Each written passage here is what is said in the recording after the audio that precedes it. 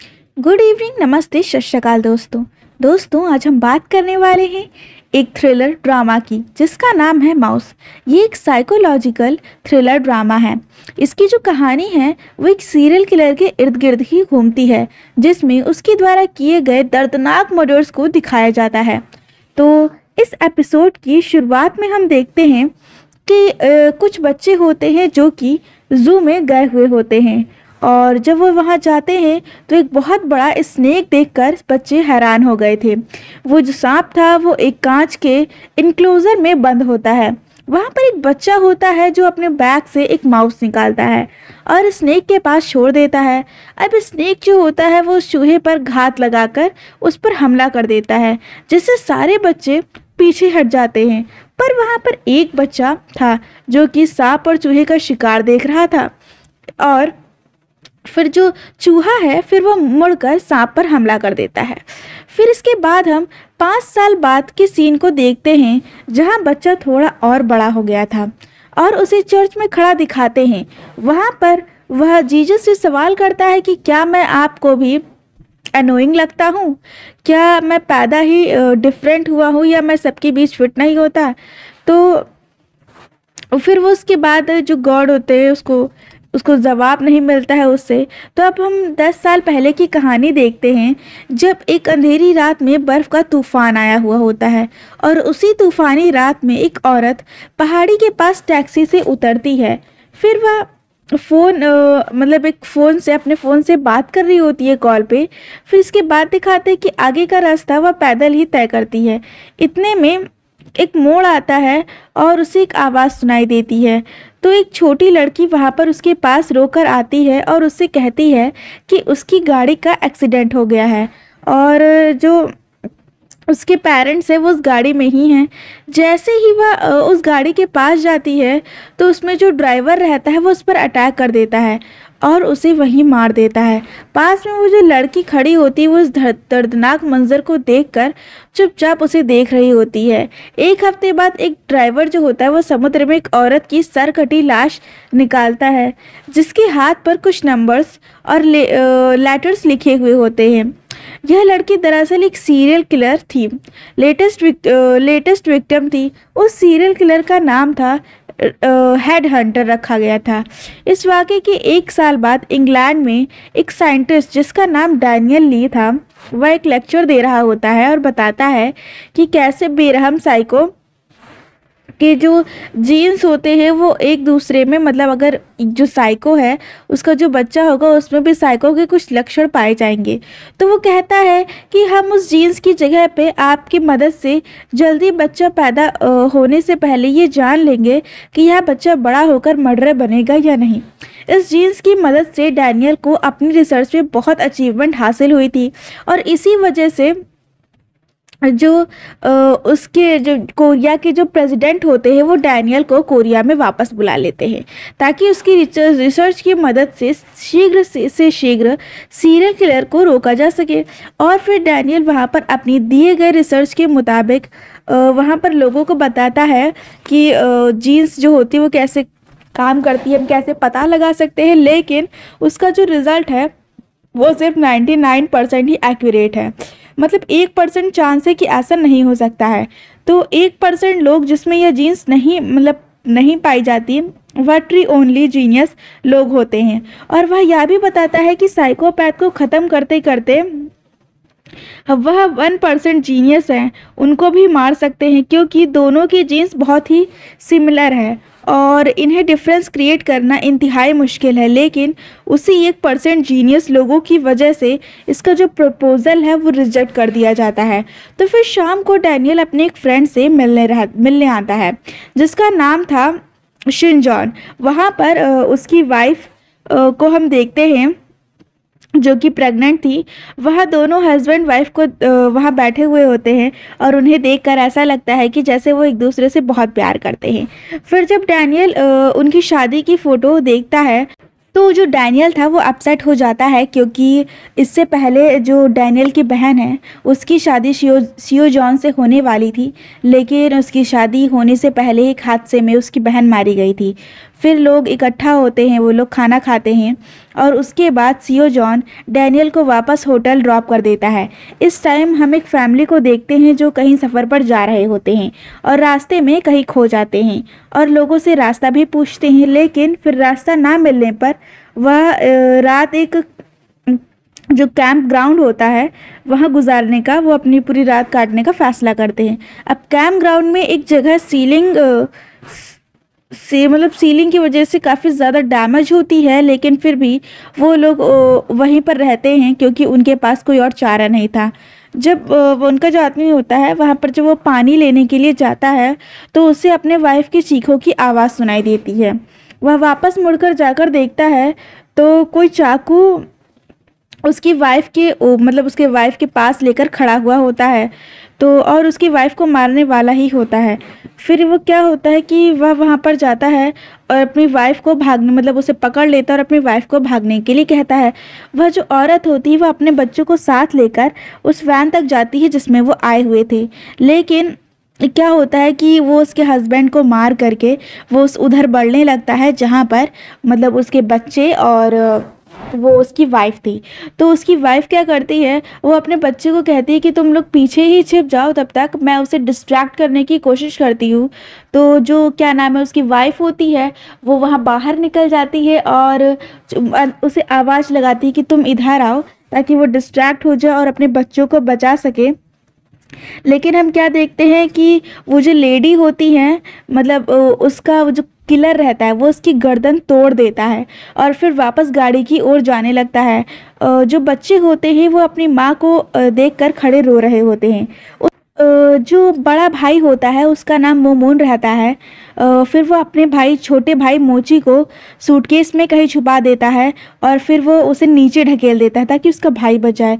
फिर वह खुद भी छुपने की कोशिश करता है, इतने में वो जो अटैकर होता है उसे वो सूटकेस मिल जाता है जिसमें वो मोची बच्चा था।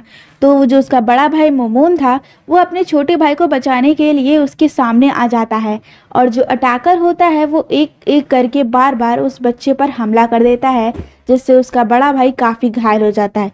इसके बाद जो सीन होता है वो शिफ्ट होता है और ऐसी जगह पर आते हैं जहाँ पर एक डिटेक्टिव पार्क डोसू रहते हैं, जो कि एक हॉस्पिटल में उन्हें बुलाया जाता है ताकि वो जो बच्चा मोची था वो उससे बात कर सके।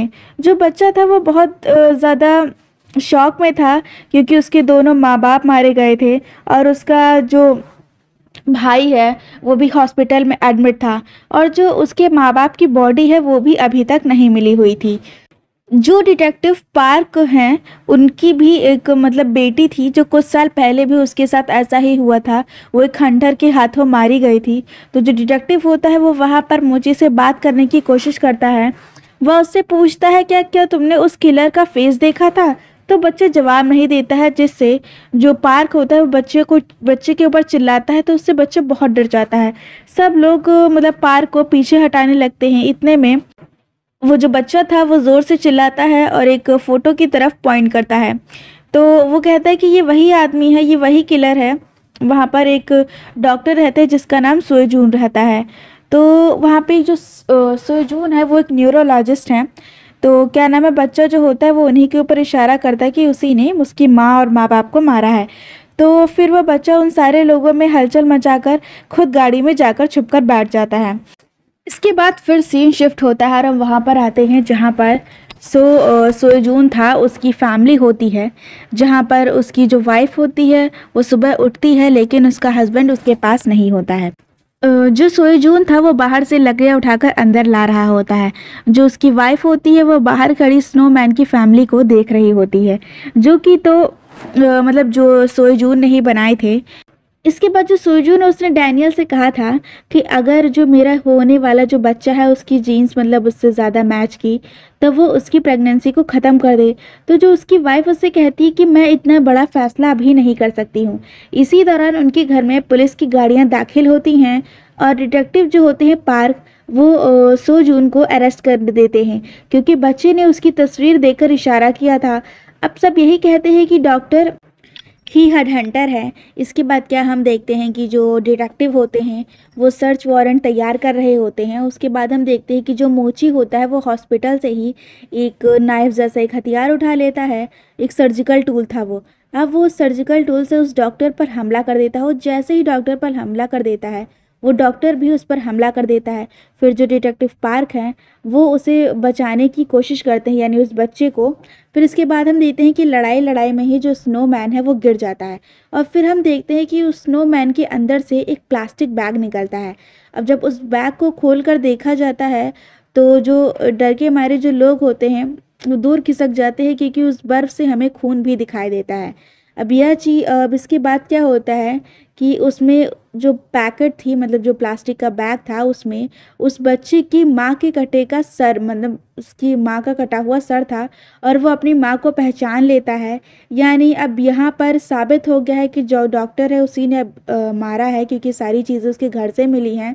तो इसके बाद हम देखते हैं कि जो उसकी वाइफ होती है जियोन, वो अंदर खड़ी हुई सारा मंजर देख रही होती है और वो काफ़ी शॉक में होती है कि आखिर जो उसकी मोची के पेरेंट्स की बॉडी है वो वहाँ पर उसके ग्रीन हाउस में कैसे मिली।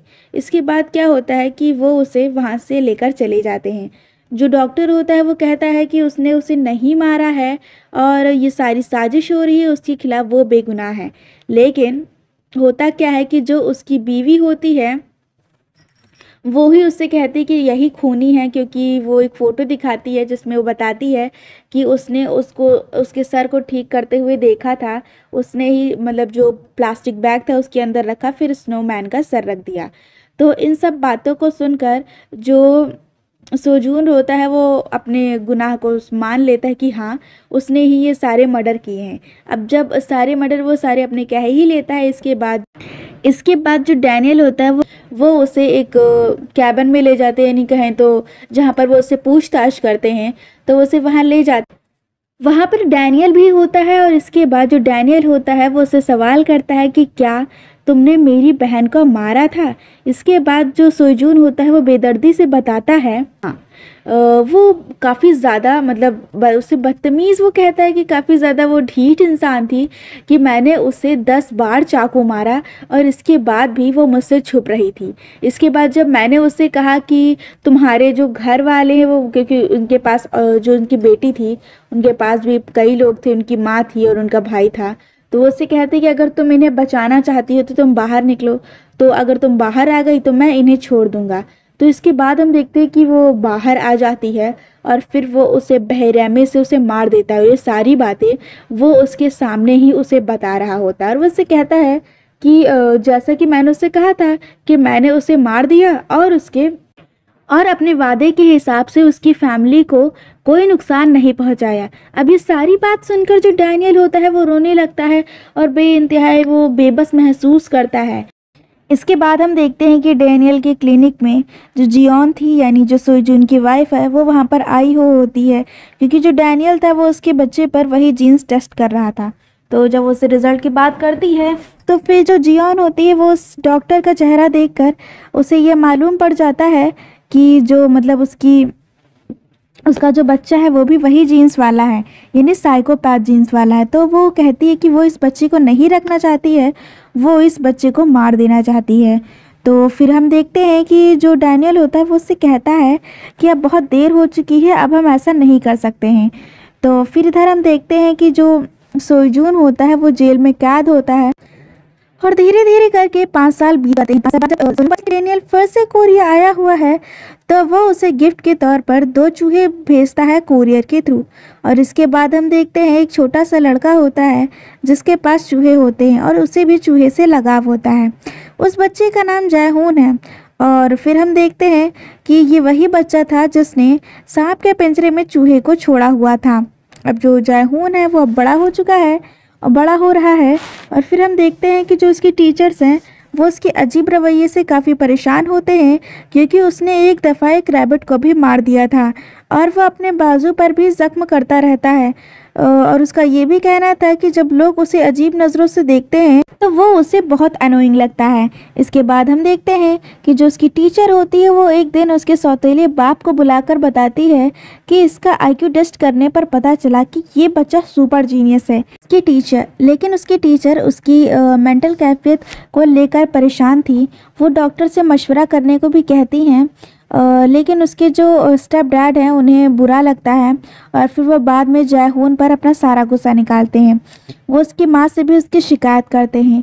जो जयहून है उसके छोटे भाई बहन, एक का नाम जयमिन है और एक का नाम जेहू है और वो जो दोनों है वो मेंटली हेल्दी नहीं है। तो इसके बाद हम देखते हैं कि वो अपने स्टेप डैड पर गुस्सा निकालने के लिए उनकी जो फ़िश टैंक था उसमें अमोनिया मिलाकर उनकी फेवरेट फ़िश को भी मार देता है और ये सारी बातें उन दोनों बच्चों से बताने के लिए मना करता है, उन्हें डराता है। इसके बाद हम देखते हैं कि फिर वो अपने स्टेप फादर के डॉग को लेकर चला जाता है और फिर जब वो वहाँ से उसे लेकर चला जाता है और जब उसके स्टेप डैड घर आते हैं तो वो उससे पूछते हैं, लेकिन जो लड़का होता है जैमन वो उसे कुछ नहीं बताता है, लेकिन उसकी छोटी बहन बता देती है कि मतलब उसके भाई ने ही किया है। इसके बाद हम देखते हैं कि फिर वो उसे ढूंढने के लिए वहाँ पर जाता है तो वो देखता है कि जो उसका फेवरेट कुत्ता था वो उसे पानी में डुबोकर मार रहा होता है। अब क्या होता है कि उसके फादर उसे घर लेकर आते हैं और उसके बाद उसे बहुत गालियाँ देते हैं, उसे बातें सुनाते हैं और उसके भाई को लगता है, यानी जयहून को लगता है कि उसके भाई जैमिन ने ही बताया होगा। तो इसके बाद वो किसी बहाने उसे बाहर ले जाता है और वहाँ पर एक गड्ढा होता है, वो वहाँ पर उसी में गिरा देता है। इसके बाद जो जैमिन होता है वो उससे कहता है कि उसने नहीं बताया है, उसने उसकी कोई शिकायत नहीं की, लेकिन वो उसकी बात को नहीं सुनता है। इसके बाद हम देखते हैं कि पीछे से जैमिन की माँ आती हैं और जयहून का गला दबाने लगती हैं और वो कहती कि तुम्हें पैदा ही नहीं होना चाहिए था, तुम एक मॉन्स्टर हो। इसके बाद हम देखते हैं जब उनका चेहरा दिखाया जाता है तो हम देखते हैं कि वो जयहून की मॉम होती हैं, यानी जीवॉन। तो फिर हम देखते हैं कि वो किसी तरह जो जयहून होता है वो अपनी माँ से वहाँ से बचता है। फिर हम देखते हैं कि वो चर्च में जाता है, यानी जहाँ हमने एपिसोड 1 की शुरुआत में देखा था कि वो चर्च में जाकर जीसस से गिले शिकवे करता है कि मैं डिफरेंट क्यों हूँ, लेकिन उसे कोई जवाब नहीं मिलता है। वो काफ़ी मायूस हो जाता है। इतने में से पीछे से एक आवाज़ आती है कि ये लड़का 15 साल बाद एक सीरियल किलर बनेगा। फिर हम देखते हैं कि जो जयहून है वो अपने पिता की डेड बॉडी पर खड़ा हुआ होता है। वो उसे बहुत सुकून से देख रहा होता है और उनके सीने से चाकू निकालता है और ऊपर चला जाता है और वहीं पर उसकी माँ जियोन भी खड़ी होती है। इसके बाद हम देखते हैं कि यहीं पर एपिसोड 1 ख़त्म हो जाता है। अगर आपको ये एक्सप्लेनेशन पसंद आई हो तो वीडियो को लाइक, शेयर और सब्सक्राइब ज़रूर करें और अगर आप इसका नेक्स्ट एपिसोड देखना चाहते हो तो हमें कमेंट में लिखकर ज़रूर बताएं।